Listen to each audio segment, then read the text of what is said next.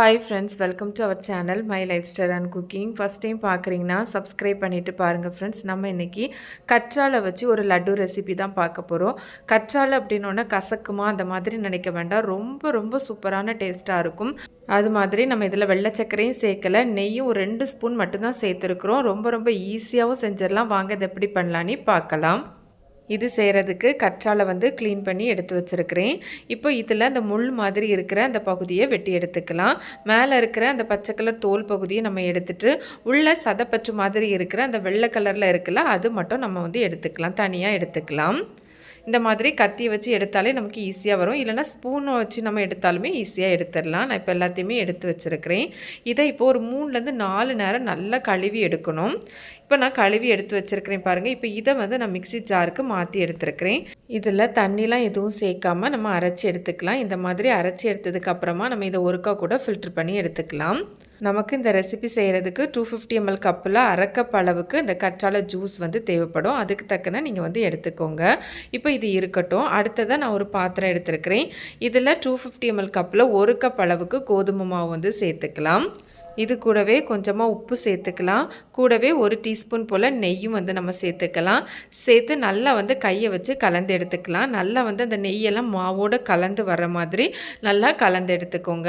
இந்த மாதிரி கலந்து எடுத்ததுக்கப்புறமா நம்ம ஏற்கனவே அலோவேரா ஜூஸ் ரெடி பண்ணி எடுத்துருக்குறோம்ல, அதை சேர்த்து நம்ம இதை பிசைஞ்சு எடுக்கணும். தண்ணி சேர்க்காமல் தண்ணிக்கு பதிலாக அலோவேரா ஜூஸ் சேர்த்து பிசைஞ்சு எடுக்கணும்.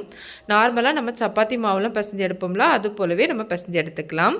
நம்ம எடுத்துருக்கிற அரை கப் கோதுமை மாவுக்கு அரை கப் அளவுக்கு நமக்கு ஜூஸ் தேவைப்படும். இந்த மாதிரி கொஞ்சம் கொஞ்சமாக சேர்த்து கலந்து எடுத்துக்கலாம். இப்போ உங்களுக்கு பார்த்தா தெரியும், இந்த மாதிரி நம்ம பிசைஞ்சு எடுத்துக்கணும். பிசைஞ்சு எடுத்ததுக்கப்புறமா நம்ம இதை மூடி வச்சு ஒரு 10 நிமிஷம் மட்டும் வச்சுக்கலாம். இப்போ 10 நிமிஷத்துக்கு அப்புறமா ஓப்பன் பண்ணியிருக்கேன். இப்போ கொஞ்சம் கூட நமக்கு மாவு சாஃப்டாகி வந்திருக்கும்.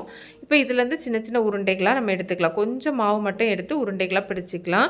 இல்லை சாஃப்டாக ஸ்மூத்தாலாம் பிடிக்கணும்னு இல்லை, சும்மா ரஃபாக பிடிச்சி எடுத்துக்கோங்க. இப்போ இதை உள்ளங்கையை வச்சு இந்த மாதிரி தட்டி எடுத்துக்கலாம். இந்த மாதிரி தட்டி எடுத்ததுக்கப்புறமா ஃபோர்க் வச்சு இந்த மாதிரி ஹோல் மாதிரி போட்டு எடுத்துக்கலாம். இதுவும் சும்மா ரஃப்பாக நம்ம போட்டு எடுத்தால் போதும். இது மாதிரி நம்ம கொஞ்சம் கொஞ்சமாக மாவு எடுத்து எல்லா மாவையுமே நம்ம ரெடி பண்ணி எடுத்துக்கணும். இப்போ நான் எல்லாத்தையுமே ரெடி பண்ணி எடுத்து வச்சுருக்கிறேன். இப்போ இது இருக்கட்டும். அடுத்ததாக நான் இப்போது ஸ்டவ்வில் ஒரு பேன் எடுத்து வச்சுருக்கிறேன். இதில் ஒரு 1.5 டேபிள் ஸ்பூன் போல் நெய் சேர்த்துக்கலாம். நெய் நல்லா உருகி வரட்டும். நல்லா உருகி வந்ததுக்கப்புறமா பேனில் நல்லா இந்த மாதிரி ஸ்ப்ரெட் பண்ணி எடுத்துக்கோங்க. இதில் நம்ம ஏற்கனவே கோதுமை பிசைஞ்சு ரெடி பண்ணி வச்சுருக்குறோம்ல, அதை நம்ம இதில் சேர்த்துக்கலாம். ஃப்ளேம் பார்த்திங்கன்னா ஓரளவு மீடியம் சிம் இந்த மாதிரி மாற்றி வச்சு நம்ம ஃப்ரை பண்ணி எடுத்துக்கலாம். நெய்யும் நமக்கு இதுக்கு அதிகமாக தேவைப்படாது. மொத்தத்தில் இவ்வளோ தான் நெய். இதில் 1.5 டேபிள் ஸ்பூன் சேர்த்துருக்குறோம். அது மாதிரி மாவு பிசையும் போது ஒரு 1 டீஸ்பூன் அளவு சேர்த்துருக்குறோம். நமக்கு இது நல்ல ஒரு கோல்டன் கலருக்கு மாறி வரணும். அது வரையும் நம்ம இதை ஃப்ரை பண்ணி எடுத்துக்கணும். நல்லா திருப்பி மாற்றி போட்டு எல்லா பக்கமும் ஒரே மாதிரி வெந்து வர மாதிரி ஃப்ரை பண்ணி எடுத்துக்கணும். இது போல் நிறைய வெரைட்டியான ஹெல்த்தியான ஸ்நாக்ஸ் ரெசிபிலாம் நம்ம சேனலில் இருக்குது. பிளேலிஸ்ட் லிங்க் எண்ட் ஸ்க்ரீன் ஐகார்ட்லலாம் கொடுத்துருக்குறேன். சேனலையும் விசிட் பண்ணி பாருங்கள். கண்டிப்பாக உங்களுக்கு யூஸ்ஃபுல்லாக இருக்கும். நம்ம இன்றைக்கி இந்த லட்டு அரை கப் அளவுக்கு ஜூஸுக்கு 1 கப் அளவு கோதுமை வச்சு நம்ம செஞ்சுருக்கிறோம். நீங்கள் அளவு அதிகமாக வேணும்னா இதே அளவு அதிகப்படுத்தி செஞ்சுக்கோங்க. இப்போ பார்த்திங்கன்னா தெரியும், நல்லா கோல்டன் கலருக்கு ஃப்ரை ஆகி வந்துட்டு இப்போ இது எல்லாத்தையுமே நம்ம எடுத்துடலாம். எல்லாத்தையும் எடுத்ததுக்கப்புறமா இது நல்லா ஆறணும். கம்ப்ளீட்டாக ஆறுறது வரையும் நம்ம இதை வச்சிடலாம். அடுத்ததாக அதே சேம் பேனில் எக்ஸ்ட்ரா நெய் எதுவும் சேர்க்க வேண்டாம். இதில் கொஞ்சமாக முந்திரி பாதாம் சேர்த்துருக்கிறேன். இது உங்கள் தேவைக்கு தக்கன கூட்டியோ குறைச்சோ சேர்த்துக்கலாம். சேர்த்து நல்லா ஒரு கோல்டன் கலருக்கு ஃப்ரை ஆகி வரது வரையும் நம்ம இதை ஃப்ரை பண்ணி எடுத்துக்கலாம். இந்த மாதிரி நல்லா ஃப்ரை பண்ணி எடுத்ததுக்கப்புறமா இது கூடவே அரை கப் அளவுக்கு தேங்காய் துருவல் நம்ம சேர்த்துக்கலாம்.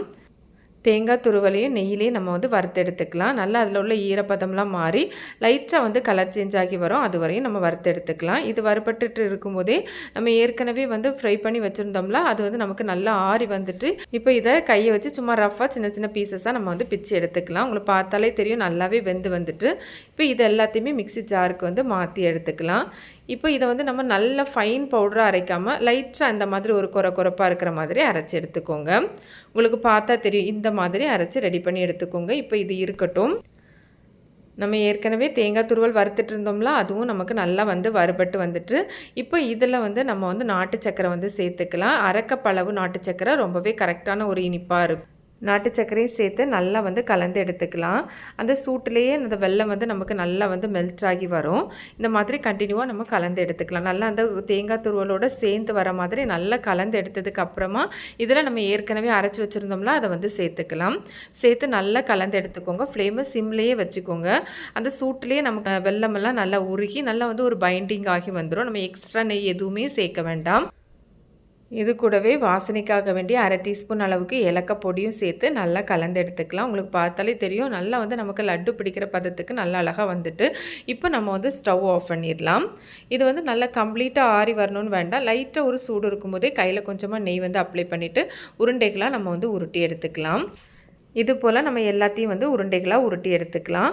அவ்வளோதான், பார்க்கவே ரொம்ப சூப்பராக இருக்குது. அருமையான ஒரு அலோவேரா லட்டு கோதுமாவு வந்து சேர்த்து ரொம்ப ஹெல்த்தியாக அது இதுன்னு அதிகமான இன்க்ரீடியன்ட்ஸ் சேர்க்காம ரொம்ப ஈஸியாகவே நம்ம வந்து செஞ்சு எடுத்துருக்குறோம். கண்டிப்பாக நீங்கள் இது மாதிரி செஞ்சதில்லைன்னா ஒரு முறையாவது ட்ரை பண்ணி பாருங்கள். இப்போ இதுலேருந்து ஒன்று எடுத்து உங்களுக்கு வந்து பிச்சு காமிக்கிறேன்.